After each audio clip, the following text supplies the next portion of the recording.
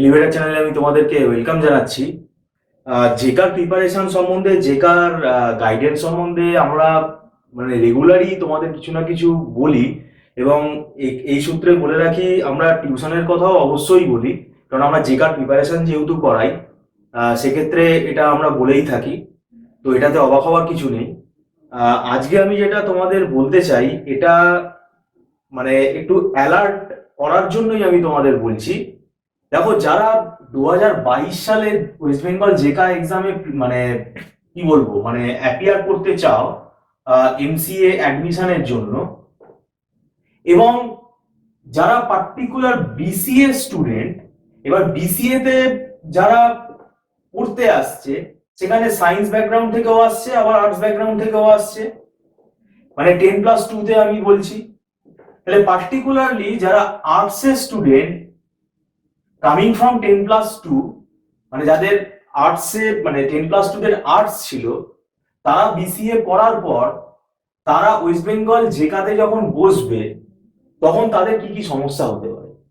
দেখো, এখন যে বিসিএ এর ম্যাকআউটের যদি আমরা সিলেবাসটা নিই, এখন ম্যাকআউটের যে সিলেবাসটা বিসিএ 2020-21 এই কারিকুলামটাতে যদি দেখি সিলেবাস যেটা আছে, এখানে বিসিএ এর ম্যাকআউট ইউনিভার্সিটি সিলেবাসের আমরা আলোচনা করেছি, আমাদের প্রিভিয়াস ভিডিওগুলোতে রয়েছে। এখানে কি করা হয়েছে, এখানে জিডব্লিউ বাস্কেট বলে একটা কনসেপ্ট আছে, সেখানে কিন্তু ম্যাথামেটিক্স রাখা হয়েছে, এবং সেটা কলেজের উপর ডিপেন্ড করছে কোন কলেজে সেটা দেওয়া হবে, সেটা কোন কলেজ দেবে সেটা কলেজের উপর ডিপেন্ড করছে। এবার ব্যাপারটা হচ্ছে বিসিএ যে প্রত্যেকটা সাবজেক্ট আছে, সাবজেক্টের মধ্যে কিন্তু ম্যাথামেটিক্স ইনভলভড আছে।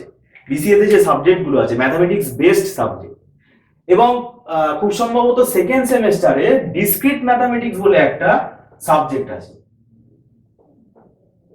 এই সাবজেক্টটা বেশিরভাগ স্টুডেন্ট গাফিলতি করে। যারা সায়েন্স ব্যাকগ্রাউন্ড স্টুডেন্ট আছে তাদের ন্যাচারাল, তাদের এটা বলতেই হবে, তারা হায়ার সেকেন্ডারিতে ম্যাথামেটিক্সটা করে আসছে, তারা বিসিএ তে যদি আবার গাফিলতি করে তারা অসুবিধায় পড়বে। কিন্তু বেসিক্যালি আর্টসের স্টুডেন্টদের এটা মাথায় রাখতে হবে যে তারা হায়ার সেকেন্ডারিতে ম্যাথামেটিক্সটা করছে না, তারা বিসিএ তে এসে নতুন করে ম্যাথামেটিক্সটা করছে। যেমন ডিসক্রিট ম্যাথামেটিক্স এটা যে সেম 2 তে রয়েছে, এই সাবজেক্টটা যদি কেউ ভালো করে না করে তাহলে কিন্তু ওয়েস্ট বেঙ্গল জেকাতে এই সাবজেক্টের ওপর কিন্তু টপিক আছে, এই সাবজেক্টটার ওপর কিন্তু টপিক আছে, সেই টপিকগুলো তারা কিন্তু ঠিকভাবে আর সলভ করতে পারবে না। তাহলে এই জন্য আমরা বলছি যারা 2022-এর ওয়েস্ট বেঙ্গল জেকায় অ্যাপিয়ার করতে যাবে, অ্যাপিয়ার করবে, তাদের এই জেকার জন্য একটা প্রিপারেশন মিনিমাম আমি বলবো যে পার্টিকুলারলি আর্টস স্টুডেন্টদের জন্য একটা 1 ইয়ার উইন্ডো দরকার, একটা 1 ইয়ার কিন্তু টাইম দরকার। এই টাইমটা কিন্তু দিলে আমি বলবো তোমাদেরই ভালো হবে।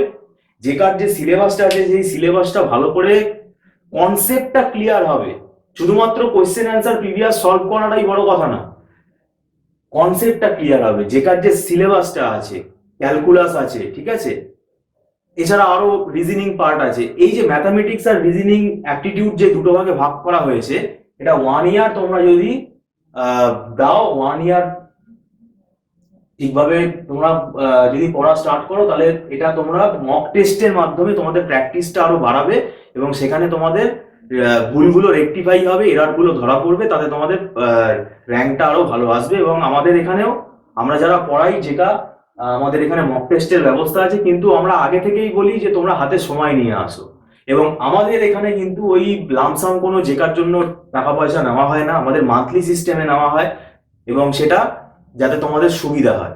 তো আমি সেই কারণেই বলছি যারা আর্টসের স্টুডেন্ট তারা যদি মনে করো তোমরা ভবিষ্যতে এমসিএ করবে, তোমরা অবশ্যই অ্যাটলিস্ট ফিফথ সেমেস্টার থেকে, অ্যাটলিস্ট ফিফথ সেমেস্টার, যদি ফোর্থ সেমেস্টার হয় আরো ভালো, ফোর্থ সেমেস্টার থেকে কিন্তু তোমরা পড়া স্টার্ট করে দাও। ফোর্থ সেমেস্টার থেকে তোমরা যদি জেকার প্রিপারেশন নেওয়া স্টার্ট করে দাও, তাহলে তোমাদের চাপটাও খুব কম পড়বে, সিলেবাসটা কমপ্লিট করতে সুবিধা হবে, এবং প্র্যাকটিসের সময়টাও তোমরা বেশি পাবে। এবার জেকার অফলাইন এক্সাম হলে তখন কি হবে, তখন তো তোমাদের লিখে পরীক্ষা হবে। অফলাইন এক্সাম হলে তখন কনফিডেন্সটা তোমাদের যাতে ভালো থাকে, সেই কারণেই এটা আমার বলার। এবং আর্টসের স্টুডেন্টের জন্য পার্টিকুলারলি এই ভিডিওটাতে আমি বলছি, এটাতে কিছু মনে করার নেই, এটা তোমাদের অ্যালার্ট করার জন্য বলছি।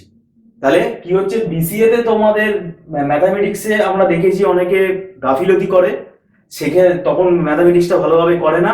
আবার অনেক স্টুডেন্টও আমাদের আছে, তারা কিন্তু আলাদা করে, যেটা বিসিএ এর আগে সিলেবাসে যে ম্যাথামেটিক্সটা ছিল সেমিস্টার 1, 2, 3-তে ভাগ করে করেছিল, বা বিএসসি যেটা গ্র্যাজুয়েশনের যে পাসের যে ম্যাথসের সিলেবাসটা, ক্যালকুলাস যেগুলো থাকে, লিনিয়ার অ্যালজেব্রা, এগুলো কি হয়, তারা আলাদা করে টিচার নিয়ে কিন্তু আমাদের কাছে করছে। পাশাপাশি বিসিএ সেমেস্টার পড়ানোর পাশাপাশি তারা কিন্তু এটা সাইড বাই সাইড কিন্তু ম্যাথামেটিক্সটা কিন্তু তারা করছে, তারা এই জেকার কথাটা ভেবেই করছে।